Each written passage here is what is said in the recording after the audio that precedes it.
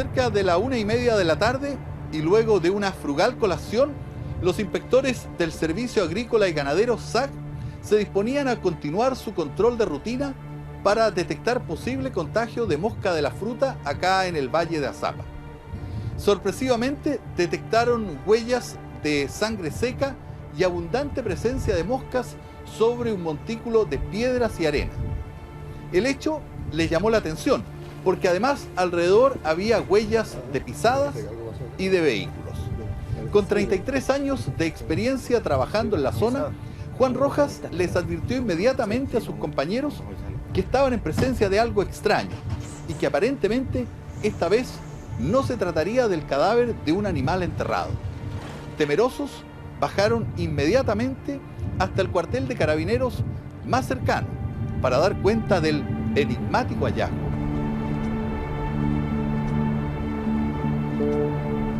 Alertados por los inspectores del SAG, los efectivos de la Policía de Investigaciones se dirigieron rápidamente hasta el kilómetro 45 de la ruta que une Arica con Azapa. La aparición de una mano tras los primeros movimientos de tierra fue la comprobación que no se trataba de una falsa alarma. Segundos más tarde, quedaba al descubierto el cadáver de un hombre joven de aproximadamente 30 años.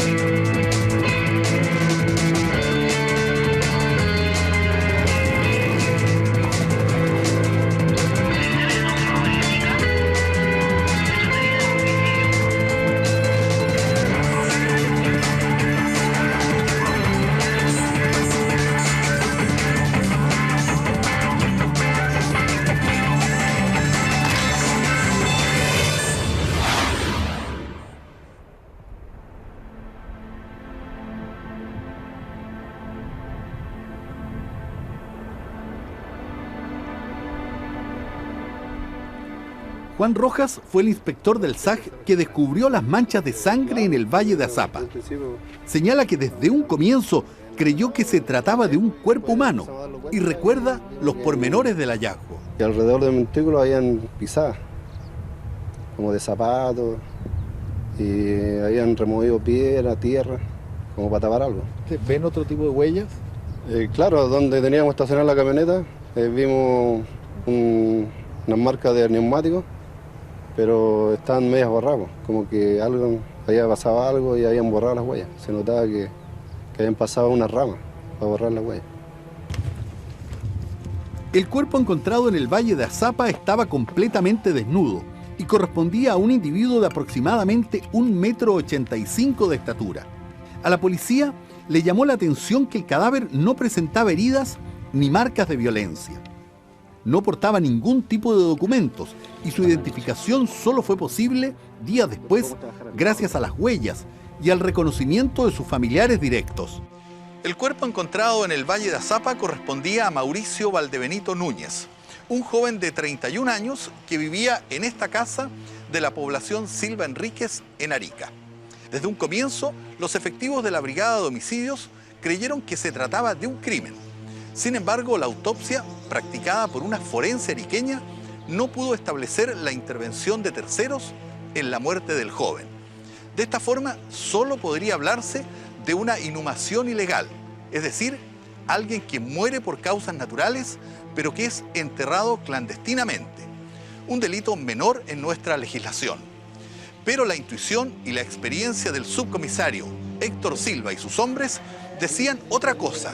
Ellos insistían en la hipótesis de un crimen y con esa idea rondando en la cabeza, comenzaron a empadronar minuciosamente este sector donde vivía Mauricio Valdebenito.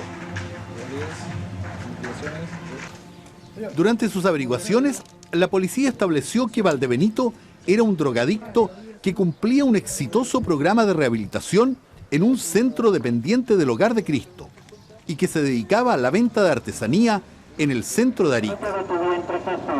Santa María, Madre de Dios. El joven vivía con su madre Gladys Núñez, quien recuerda que la situación económica de su hijo era muy inestable, pero que estaba completamente decidido a dejar la droga para siempre. Él fue a la comunidad solo, él se rehabilitó solo. Él primero estuvo en Iquique, solo, fue a Iquique, se rehabilitó porque él dijo, ya toqué fondo, yo no quiero seguir en esto y voy a rehabilitarme. Llegó y me dijo, mamita, me mandó una carta, mamita me dijo, yo voy a ser otra persona de aquí para adelante, no la quiero hacer sufrir más. Yo voy a cambiar, voy a ser otro. Ya, hijo, le dije yo, sea otro, hijo, porque tiene usted que salir adelante. Durante largos años, Arica ha vivido bajo el acecho de la droga. Muchos de sus habitantes se han involucrado en el tráfico y otros han caído víctimas del consumo, particularmente de la pasta base que penetra día a día desde Bolivia y Perú. El Centro Alberto Hurtado es uno de los pocos lugares de atención especializada a los drogadictos. Aquí asistió durante 2 años Mauricio Valdebenito. Los avances eran notables, señala Ana Ábalos, la profesional que lo recibió en sus momentos de máxima dependencia de la droga. Estaba llegando como al límite de su consumo. Se notaba como muy deteriorado físicamente. Tono su piel cafezosa, muy flaco. Y ya no se estaba cuidando a nivel físico, digamos, a nivel de ropa, estaba muy desordenado, muy desorganizado. Pues estaba metido en esto de la droga, de cabeza. Entonces, en ese primer periodo él le costó adaptarse. Pero ya en la parte final del proceso, ya cerca entre los 7 y los 8 meses, él pudo como ya convivir con facilidad dentro de la comunidad. Mauricio Valdebenito quería recuperar el tiempo perdido en la droga. Por eso, estudiaba de noche para terminar su enseñanza media. Los policías buscaron aquí pistas que les permitieran aclarar las extrañas circunstancias de su muerte. Pero la investigación se centró principalmente en el sector donde vivía Valdebenito. En sus reuniones de análisis, los policías coincidían en un hecho: la extraña conducta de un vecino que vivía a pocas casas de la víctima. Se trataba del taxista Marcos Muñoz, quien con algo de nerviosismo se esforzó por dejar en claro que no sabía nada acerca de Valdebenito, pese a que el resto de los vecinos los vinculaban como amigos. Ante esto, fue citado a declarar al cuartel de la policía. Pero me da la impresión de que no conozco a nadie con ese nombre. Al comienzo, se mantuvo firme en su versión, pero conminado por los detectives, admitió que probablemente se había topado alguna vez con Mauricio y que si lo había conocido, era solo superficialmente. Sí. Por ahí por el sector hay un cabro que se llama Mauricio. Pero conocerlo, ser amigo de él, nunca. No.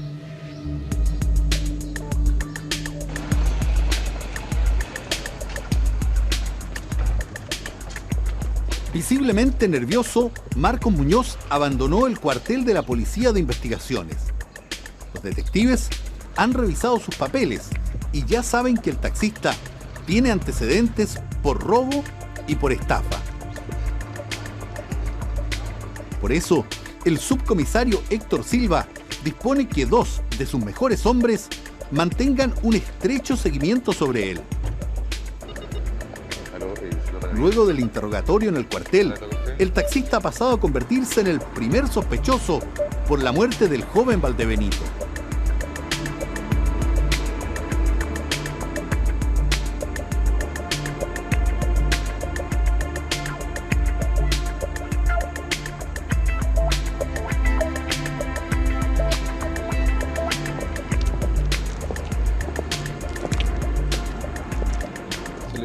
Al día siguiente, la vigilancia sobre Valdebenito se mantiene.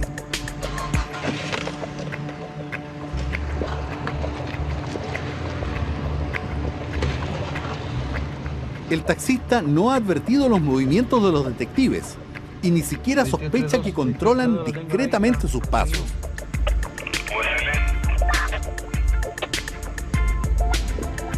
Está estacionando en el parque. Ahí se bajó. Sin embargo, Marcos Muñoz igual está temeroso. Sabe que su actitud errática durante el interrogatorio alertó a la policía.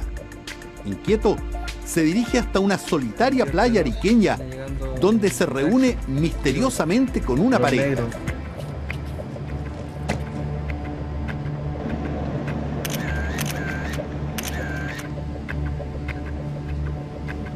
A la distancia, los policías advierten gestos que interpretan como de nerviosismo y complicidad.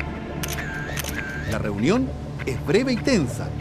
Inmediatamente, los detectives solicitan información sobre el vehículo en que se moviliza la pareja.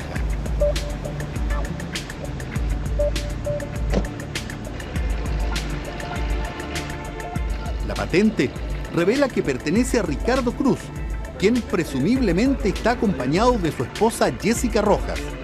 Coincidentemente, ambos viven en el mismo barrio de Marcos y de Mauricio Valdebenito.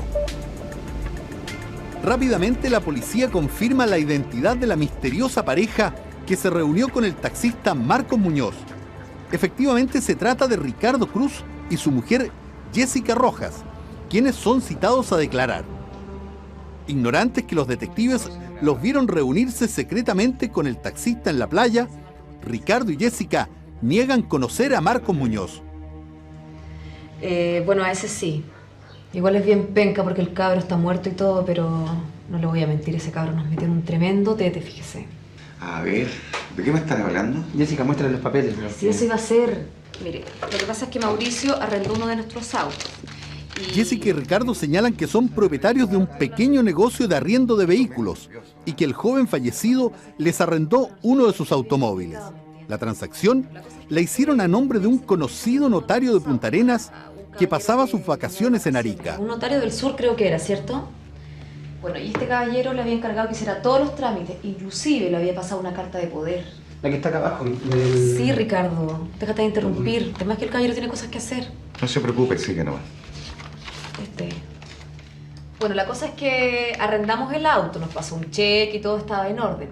Pero nosotros fuimos a cobrar el cheque al banco y nos encontramos con la sorpresa que la lecera no tenía fondo. Sí, incluso tuvimos que contratar a un abogado y ni siquiera hemos recibido ni un peso de esa plata nosotros. Claro, ni un peso, absolutamente nada. Toma, ahí está el papel. Raúl Castro Letelier es para muchos el principal abogado de Arica.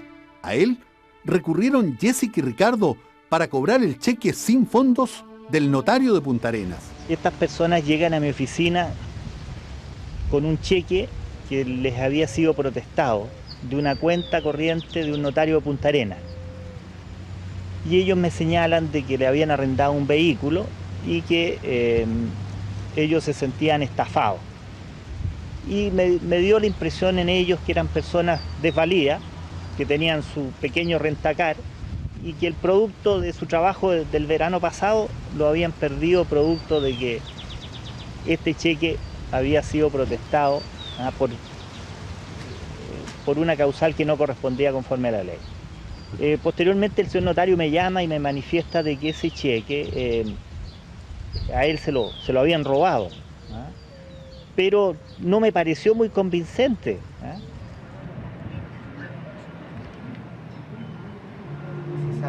La posibilidad de que Mauricio lo haya sepultado vivo. Conocido como un policía extremadamente riguroso, el subcomisario Héctor Silva está inquieto. Las contradicciones de Marcos Muñoz y de Jessica y Ricardo aumentan sus dudas. Para él, la idea de un homicidio toma cada vez más fuerza. Por eso, insiste incansablemente ante la jueza en la importancia de realizar una segunda autopsia. Necesitábamos conocer la causa de muerte, porque si hubiese sido un infarto, podría haberse tomado como una inhumación ilegal y el delito habría sido mucho menor. Pero en este caso, el lugar, las condiciones en que fue encontrado el cadáver, nos hacía pensar de que no se trataba simplemente de una muerte accidental, sino que era un homicidio.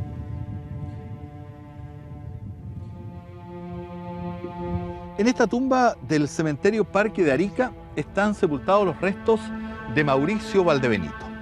El subcomisario Héctor Silva planteaba siempre la necesidad de exhumar el cadáver de este lugar para practicarle una nueva autopsia. Él y sus hombres estaban convencidos que se trataba de un crimen, pero ¿cómo probarlo? Incluso los familiares del joven no querían pasar por el doloroso trance de un segundo análisis del cadáver. Sin embargo, la insistencia fue tanta que la jueza accedió finalmente a la petición de los detectives. Esta vez, la pericia estuvo a cargo de la experimentada doctora San Martín, venida especialmente de Santiago. El avanzado estado de descomposición del cuerpo hizo que la tarea de esa segunda autopsia fuera extremadamente compleja. Pero un acucioso estudio de los tejidos del cuerpo permitió finalmente comprobar las sospechas de la policía. Se trataba de un crimen y el caso sufría un vuelco espectacular. Se pudo observar que había gran cantidad de partículas de tierra a nivel de los alvéolos. Entonces eso ya indicaba que esta persona había sido enterrada viva porque por medio de la inspiración había logrado aspirar la tierra. O sea, ¿no era posible que estando muerto la tierra penetrara hasta donde ustedes la detectaron? No, porque de haber estado muerta la persona solamente la tierra habría impregnado la boca, pero jamás la habría aspirado. Esto hace presumir probablemente que Valdebenito despertó estando enterrado y aspiró en forma desesperada. Aspiró una inspiración profunda, entonces ahí logró penetrar las partículas de tierra.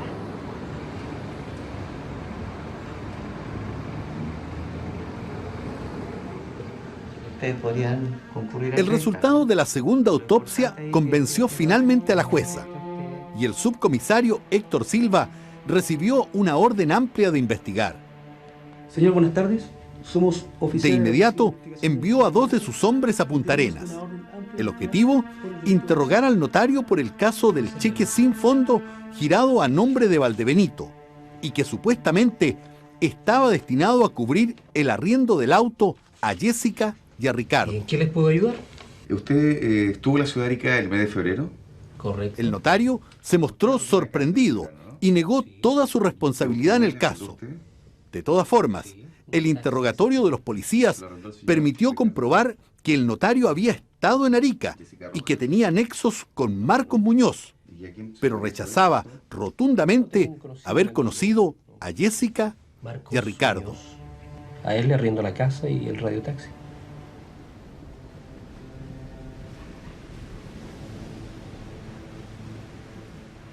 Al regresar de Punta Arenas, los detectives comenzaron a seguirle la pista al cheque del notario.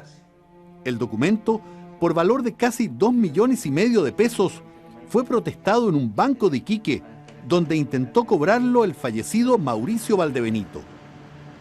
Curiosamente, ese mismo día, otro banco le había cancelado a Valdebenito otro cheque del mismo notario por una suma similar. Los detectives no podían entender cómo el notario había girado casi 5 millones de pesos por el arriendo de un vehículo. Con estos nuevos antecedentes, la policía volvió a citar a Jessica y a Ricardo. El matrimonio insistió que el notario les arrendó el auto a través de Mauricio, que los cheques estaban a nombre de Valdebenito y que el alto valor del arriendo se explica porque les devolvieron el vehículo chocado. Bueno, lo que pasa es que nosotros con Ricardo nunca lo vimos a él.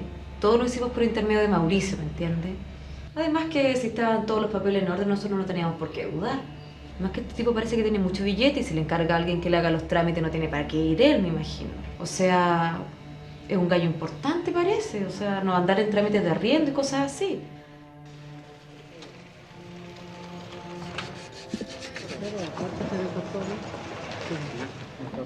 El auto de don Ricardo, un Sonata negro. Los detectives se dirigen ahora al taller donde presuntamente la pareja mandó a reparar el vehículo chocado por el notario. Y de acuerdo a eso, le hicimos un presupuesto, sin mirar el auto. Sin embargo, no había ninguna huella del mencionado auto. Solo una petición de Ricardo para que le prepararan un presupuesto adulterado. Para repararlo. Y después quisieron hacer pasar ese vehículo por otro.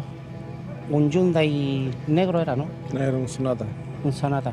O sea, en el fondo lo que ellos querían era que ustedes le arreglaran un auto y después apareciera como que habían arreglado otro, ¿no? Justificar en ese tiempo que el auto que ellos utilizaron para ese fin estaba en taller, lo cual no era efectivo.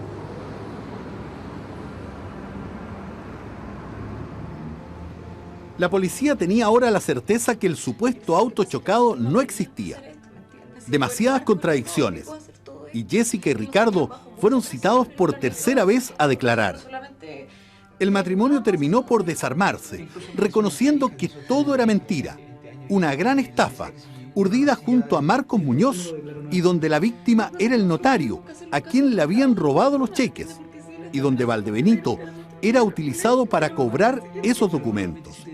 Sin embargo, la sorpresa fue mayúscula cuando Jessica y Ricardo confesaron repentinamente que producto de esa estafa habían terminado por asesinar y enterrar vivo a Mauricio Valdebenito, y que Marcos Muñoz era el instigador y autor intelectual del hecho. Porque él dijo que el Mauricio era peligroso, que nos podía delatar, que estaba desequilibrado, que apenas lo agarraran iba a gritar y que íbamos a caer los cuatro. Que era medio desequilibrado mental, inclusive, dijo, fíjese. Marcos, imagínese cómo se nos va a ocurrir a nosotros matar a una persona, ¿me entiende? Es el peligroso.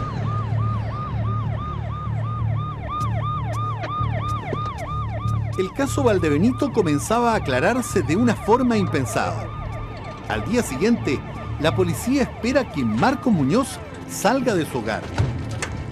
Va a bordo de su taxi cuando es interceptado por los efectivos de investigaciones. La sorpresa es total y el taxista no alcanza a intentar ninguna reacción.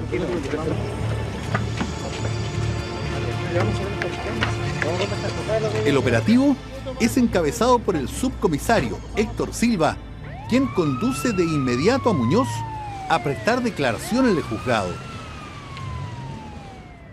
Bueno, señor juez, yo estuve involucrado en el cuento, pero yo también fui utilizado. Allí, el taxista reconoce que participó en la estafa al notario y en la muerte de Valdebenito, pero acusa a Jessica y a Ricardo de ser los cerebros de ambos delitos. Además, relata que a Mauricio lo redujeron con un pastel envenenado y que luego lo enterraron en el Valle de Azapa. Fue la que envenenó los pasteles, la que enterró el cuerpo. Ella se encargó de ejecutarlo, la que pasó el auto. Yo lo fui a buscar al Mauricio al colegio. Esta es la nueva cárcel de Arica, ubicada a la salida sur de la ciudad.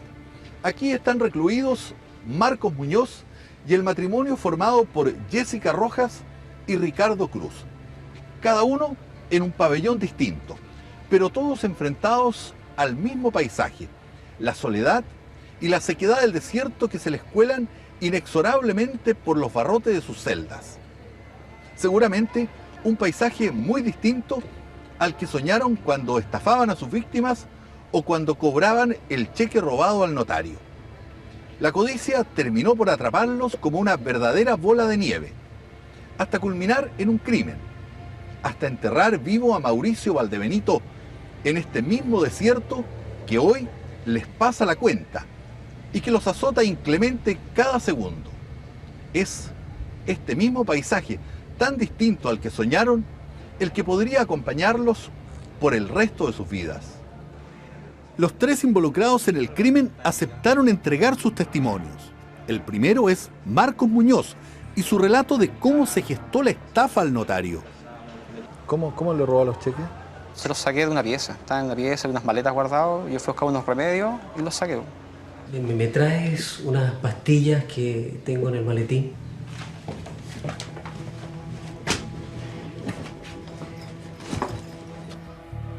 Y me puse a trajinar la ropa y tenía harta ropa y me puse a probar la ropa de tontera. Y de repente abro un maletín y sobre el maletín había unos talonarios de cheque.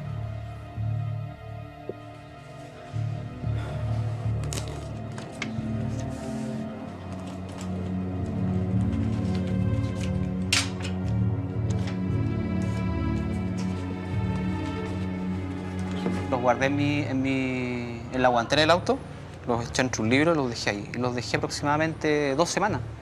Pero no tenía intención de cobrarlo, en verdad que nunca fue mi intención cobrar cheque. Sino que yo tenía un problema, le planteé el problema a mi amigo y mi amigo me tiró por la tangente, es decir, no me dio pelota. ¿Tú le pediste plata? Claro, Y le dije, necesitaba plata, y él dijo que no tenía, una cosa así. Dentro de la cárcel, Marcos se transformó en enemigo irreconciliable de Jessica y de Ricardo, con quienes se culpan mutuamente. El matrimonio, que tiene 4 hijos, prácticamente no tiene contacto entre sí dentro del penal. Aseguran que todo fue idea del taxista. ¿Quién decide llenar el cheque por esas cantidades? Todo lo decide Marco. La letra de los cheques de Marco. ¿La firma solamente es tuya? Sí, nada más. La investigación policial revela que Marcos fue hasta donde sus amigos Jessica y Ricardo para mostrarles los cheques robados al notario. ¿Llevas cuenta? Tranquilo, compadre, no sea ansioso. El cuento es simple, tranquilo y sin riesgo. Miren la joyita que les traje.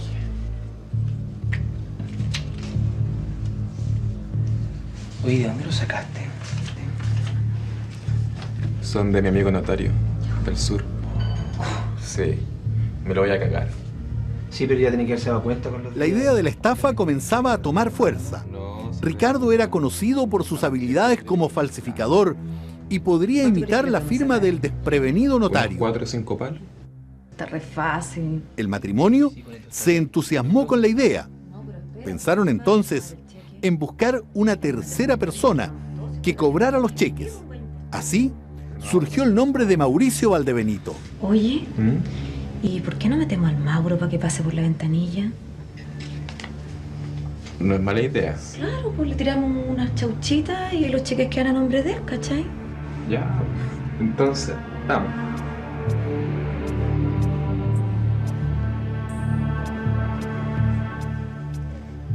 Ricardo comenzó a practicar hasta que logró reproducir una firma virtualmente idéntica a la del notario. Era una miradita. Oh, te pasa. Está igualita. Mauricio ya estaba en el plan. Siempre admiró a Marcos y no podía negarse a participar. Ahora hay que llenarlo. ¿Por cuánto nos llenamos? No sé, pues preguntémosle a la brujita. Mientras den 5 palitos, a mí me da lo mismo. Jessica, inspirada en su afición al tarot, fijó las cantidades. 2. Ambos documentos 4. debían sumar aproximadamente 5 millones de pesos. 2, 5, 17 el otro.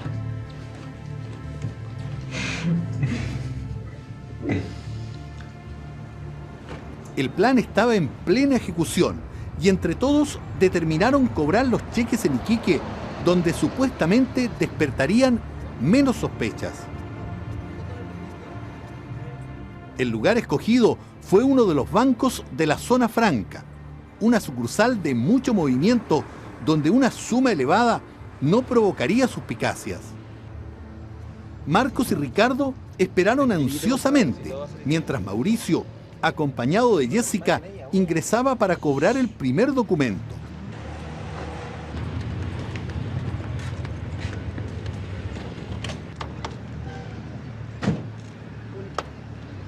¿Cómo les fue traer la plata? Completita, viejo. No hubo ni un problema. ¿Viste, Marco? Yo sentía que esto iba a salir bien. Vieron, yo les dije que esta weá era facilita. Llegar y llevar nomás. Y lo mejor que el cajero, weón, ni se arrugó. Sí, bueno, es que acá estamos con el mago de la firma. La operación resultó exitosa, pero rápidamente surgieron los primeros roces y desconfianzas entre Marcos y el matrimonio. Estoy poniendo desconfiado, loco. Vaya a seguir.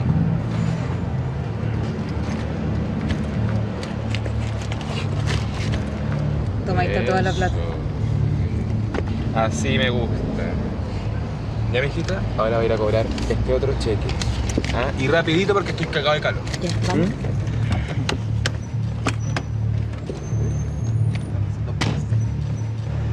Chao. Ojo al charque con este huevo, no se vaya a poner listo con la plata. Ya, mijita.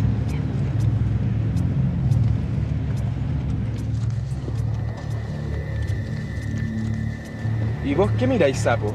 ¿Crees que te voy a cagar? No, si no me voy a cagar. ¡Cállate! ¡Tonto! La tensión se agudizó cuando Mauricio y Jessica volvieron frustrados y no pudieron cobrar el segundo cheque. La otra cuenta no tenía fondos suficientes. ¿Y qué pasó con la plata? Marcos estaba fuera de sí. Sonamos, no hubo caso. ¿Cómo? Son huevones los dos. ¿Qué crees que hicieron? Pero si no fue culpa nuestra, el problema es del cheque. ¡Cállate! explícame al tiro qué pasó con la plata. Simplemente la cuenta no tiene tanta plata. Esto me pasa por trabajar con hueones tontos. Oye, para, si te están diciendo por favor, que el problema... cállate. Y ponte a pensar al tiro qué vamos a hacer con el cheque que nos queda. Prende el motor, nos vamos todos para Arica. No me tengo un gallecito. Por favor, cállate, tonto estúpido.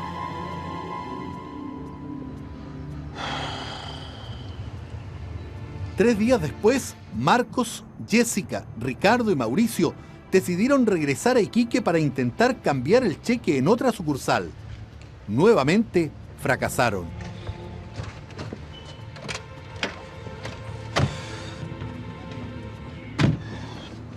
Cagamos, weón. El cheque no tiene fondo. Por la mierda. ¿Están seguros que no arrugaron? Oye, córtala. Si te digo que fuimos y lo intentamos fue porque lo hicimos. Yo también quiero la plata. Pero había que insistir, pues. Hay que quedar con el cajero. Bueno, ¿y qué querés? Este pollito apenas le sale la voz, se cagó entero. Bueno, ¿y qué vamos a hacer? Hay que cobrarlo como de lugar. ¿Vos no tenés una cuenta? Depositémoslo ahí que los bancos se arreglan. Bueno, Marcos, pero el ticket este nombre... Vos soy así. Partieron al banco los dos hueones. Y que te lo endosen ahora.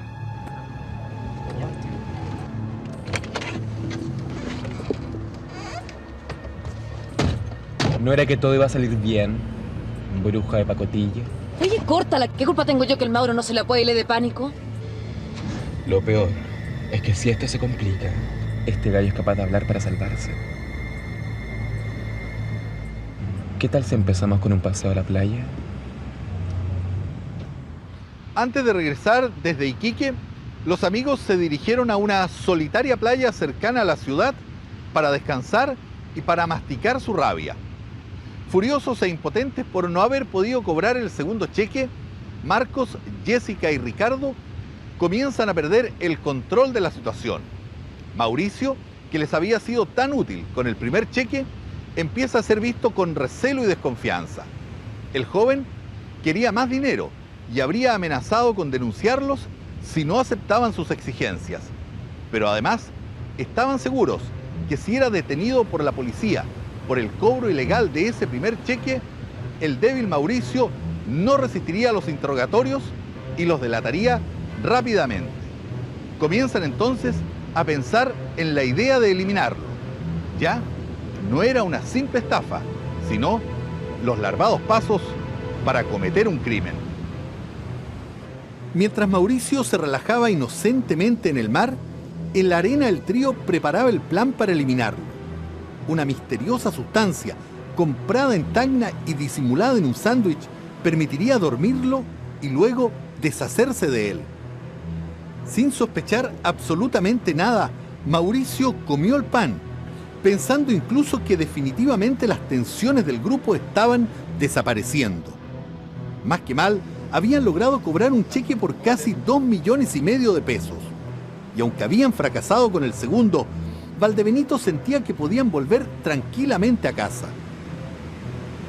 Una vez en el auto, Mauricio se durmió rápidamente y, de acuerdo a la versión policial, esa era la señal que Marcos esperaba para ejecutar el plan.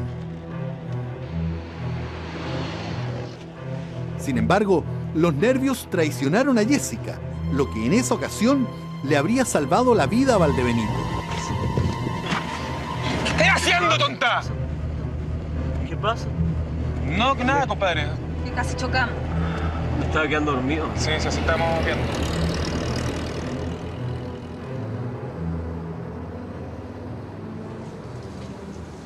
En su casa de la Villa Cardenal Silva Enríquez, Gladys Núñez, la madre de Mauricio, recuerda que su hijo regresó esa noche con evidentes signos de haber sido intoxicado. Cuando llegó aquí mi hijo, me dijo, mamá, anda mal del estómago, no sé qué, me hizo mal, algo me cayó mal, pero él no pensó que lo habían envenenado, nada, porque... Mientras tanto, Marcos, Jessica y Ricardo seguían tramando cómo cobrar el cheque protestado. Sí, sonamos con este. Ni cagando. Hay que cobrarlo como sea. Así, surgió la idea de inventar otro documento, un contrato donde el notario les arrendaba un vehículo a través de Mauricio Valdebenito. Era la fórmula para presionar judicialmente al notario. No es mala idea. Igual yo le conozco la firma de memoria. Con la firma le podemos meter hasta un abogado en todo caso. Ya, pues. Entonces démosle.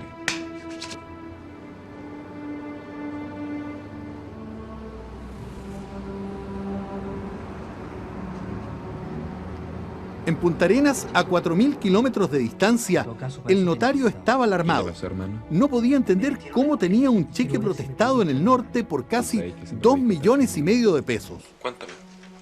No sé cómo, pero un tipo de por allá anda tratando de cobrarme un cheque. Llamó entonces a su amigo Marcos Muñoz, ignorante por supuesto que este era el cerebro de la operación. Estaba enmendado y el banco no lo pagó. Pero ahora el Perla parece que me lo está tratando de cobrar judicialmente. Pero si tú se lo diste es porque lo conocís, ¿no? No, si no tengo idea de quién es. No sé cómo se lo consiguió, además. Bueno, en todo caso, para eso te necesito. Yep. Mira, con mi ejecutiva me conseguí la fotocopia y aparece a nombre de un tal Mauricio Valdebenito. ¿Por qué no te averiguáis quién es? La llamada del notario provocó pánico en Marcos y en el matrimonio. Estaban seguros que si Mauricio era descubierto, los delataría rápidamente. Ahora sí, Valdebenito era un estorbo y había que eliminarlo. O sea, quería solucionar la hueá. Pero no es contigo el problema, ¿no? No, pero estamos todos metidos.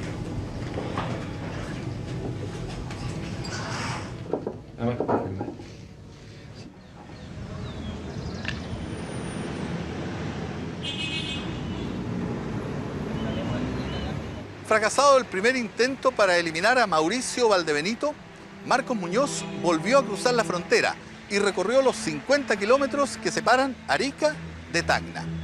Aquí, en esta ciudad peruana, se vende prácticamente, sin ninguna restricción, la estricnina con que planeaba asesinar a Valdebenito. De esta forma, pudo comprar sin dificultad en una de estas farmacias el veneno con que finalmente dieron muerte a Valdebenito. Porque yo me acuerdo cuando yo fui a Tacna a comprar el veneno, que me lo encargó ella, y me dice, ¿sabes qué, Marco? Te hago un encargo. Dime, dijo que a la loca se le ocurrió era matar perros, me dice. Así fue la conversación. Y... ¿Ricardo te pide Ricardo, eso? claro. Ricardo con Jessica, me dice, ahora a la loca se le ocurrió matar perro cuando me dice que traiga un veneno. Y me da el nombre ella, el estricnina. Él tenía algo personal con esa persona, es algo que no era plata, ya no era plata. Pero tú, por ejemplo, ¿nunca le encargaste veneno para matar perros desde Tacna? Ah, sí, yo tengo un perrito chiquitito, como yo, no, jamás, no. Poco antes de las 8 de la noche del 27 de marzo del año pasado, la terapeuta Anita Ábalos puso fin a una intensa jornada de trabajo en el Centro de Rehabilitación Padre Hurtado. A bordo de su pequeña moto se dirigió de regreso hacia el centro de Arica, trayendo como pasajero a su paciente Mauricio Valdebenito.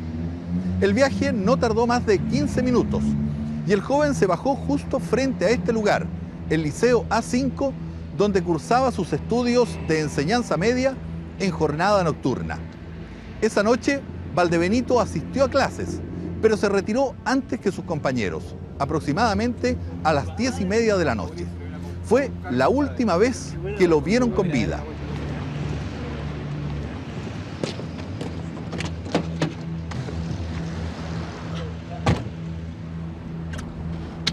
Ya, weón, tienes que estar bien despierto. ¿Que no íbamos a ir a carretear? Sí, después. Primero vamos a ir para Zapa. ¿A Zapa? ¿A esta hora? Sí, weón. Vamos a ir a hacer una movida. O vaya a arrugar. ¿Ya? Vale, vámonos, vamos. Bien, compadre, así me gusta. Por eso te quiero, pues, weón.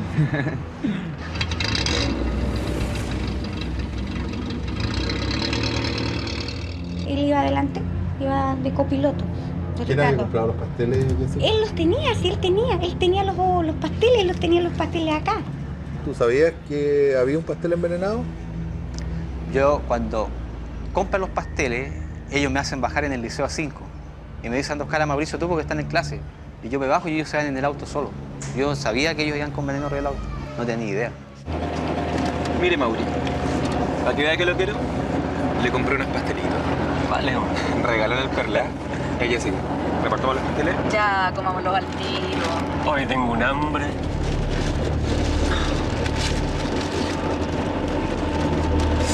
Están súper buenos. Ah, se ven ricos. Ese es para usted, compadre. Vale, socio. Dame uno que tenga una cereza.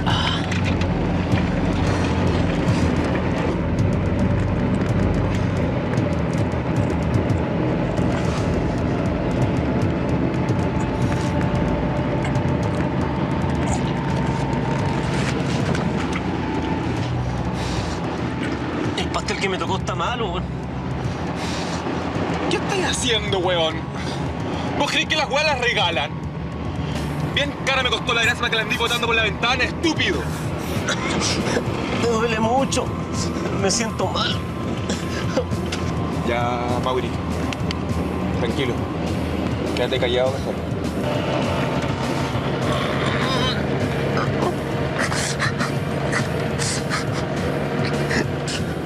Ya, quédate tranquilo, yo tengo pastillas. Toma. No, son para los nervios. Igual sirve. Tómate otra. Tómate otra. Tómate otra.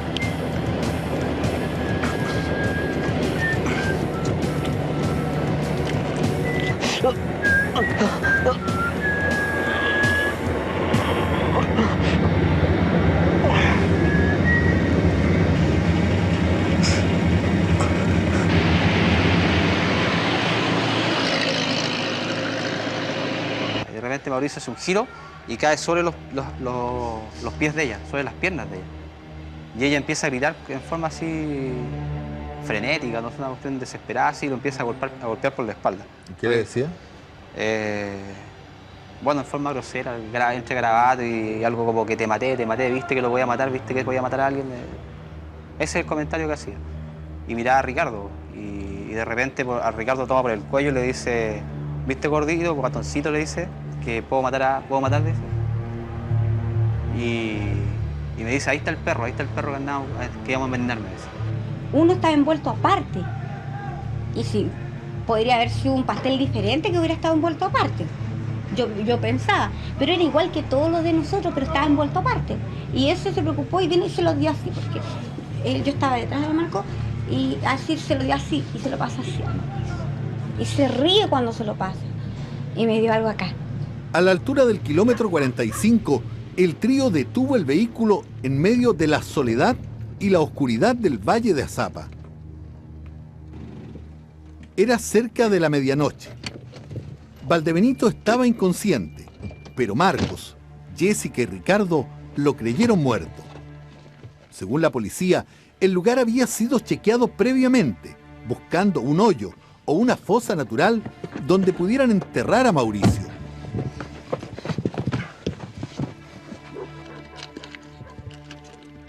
Una vez que Mauricio ya dejó de existir, me obligó a que lo ayudara a cargarlo hasta el frente del camino, donde me imagino que él ya habría ido por allá. No, había justo, coincidencia grande, un hoyo.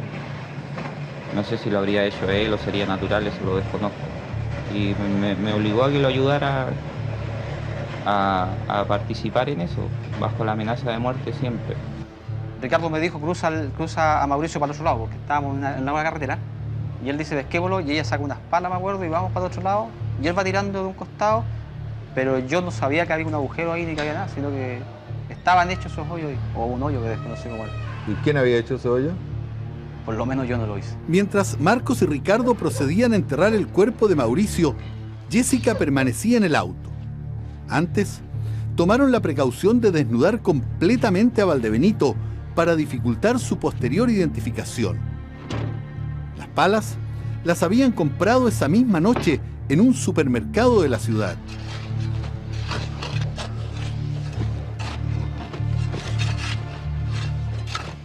A estas alturas, los nervios comenzaban a apoderarse del trío asesino.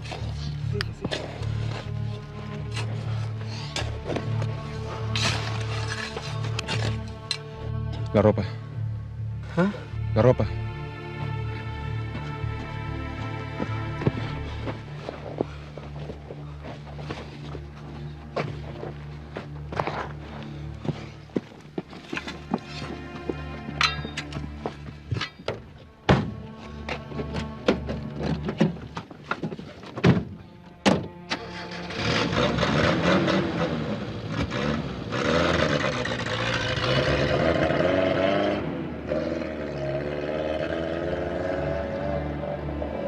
Yo cuando me bajé el auto, él estaba tieso. Pero no estaba muerto. No soy legista si te digo que estaba tieso y sin respiración, porque yo nosotros tomamos pulso. Me acuerdo que el Ricardo hizo una ironía en el cual pescó una botella con agua con cachantún y le empezó a meter agua. Yo no soy ningún asesino. Y cuando enterraste a Mauricio, ¿no piensas que pudieras haber hecho otra cosa? Como le digo, siempre fue bajo la amenaza de muerte. De que si nosotros no cooperábamos, o no cooperaba yo especialmente, iba a peligrar la vida de mi hijo, o de mis hijos. ¿Y cómo venían las amenazas? La amenaza era por mi hijo chico. ¿Qué te decía? Que yo tengo 3 mujeres y tengo mi hijo hombre. Y la amenaza era por la vida de mi hijo. Me dijo, tú tienes un solo hijo hombre. Es un solo hijo hombre. Ahí con tu hijo, ¿qué pasaría si le pasara algo a tu hijo? Hasta que un día apareció en una camioneta con mi hijo. Él apareció con mi hijo y me dijo, ¿viste que es fácil? ¿Te diste cuenta que es fácil? ¿Te descuidaste?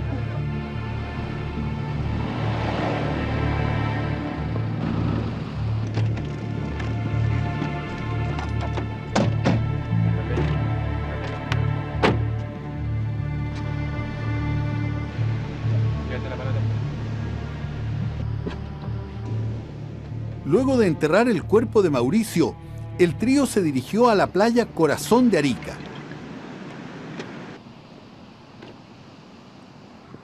Aquí quemaron la ropa y todos los cuadernos y documentos de la víctima. Además, arrojaron las palas al mar y posteriormente lavaron el vehículo utilizado. Había que eliminar todas las evidencias y a partir de ese instante sellar un inquebrantable pacto de silencio. La tarea fue cumplida. Lo quiero mucho, Ricardo.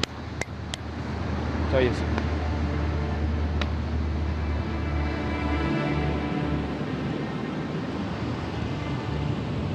Vamos. No, cálmate, se queda el bidón. Vamos. Un minuto llega alguien.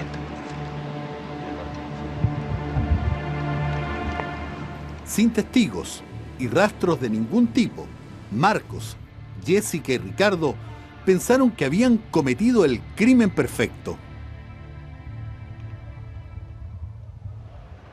¿Tú te sientes un asesino? No. Me siento cómplice de algo. En el fondo yo creo que una cosa de... A lo mejor eres tan asesino como que aquel que mata. Es decir, el hecho de no evitarlo, de poder haber hecho algo, de repente me pregunto siempre, me cuestiono y digo yo, puta, a lo mejor pude hacer algo. ¿La culpa mayor al juicio tuyo de quién es? La culpa mayor al juicio mío, de todo. La justicia no ha llegado y está siendo injusta conmigo con el cargo que yo tengo, porque yo le dije a la jueza que yo estuve en el auto, yo no sabía y yo tengo el mismo cargo de Marco. ¿Cómo yo voy a tener el mismo cargo de alguien así? O sea, tú niegas tajantemente que ninguno de ustedes dos puso el veneno. No, jamás.